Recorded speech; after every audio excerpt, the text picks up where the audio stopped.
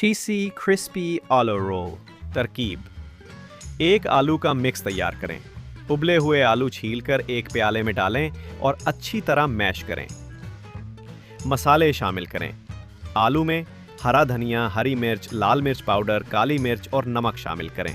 फिर corn floor डालकर सब कुछ अच्छी तरह मिक्स करें ताकि आलू का मिक्स बाइंड हो जाए। रोल बनाएं। थोड़ा सा आलू मिक्स हाथ में लें, दरमियान में चीज़ का टुकड़ा रखें और फिर उसे रोल की शक्ल में लपेट दें ताकि चीज़ अंदर बंद हो जाए। कोटिंग करें। एक प्याले में हल्का सा पानी या दूध रखें।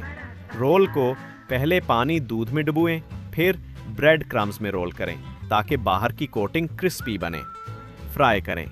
गरम तेल में दरमियानी आंच पर गोल्डन ब्राउन और क्रिस्पी होने तक फ्राई करें। चीज़ पिघलने के लिए बहुत ज़्यादा आंच पर फ्राई ना करें, वरना बाहर जल जाएगा और अंदर चीज़ नहीं पिघेगी। पेश करें।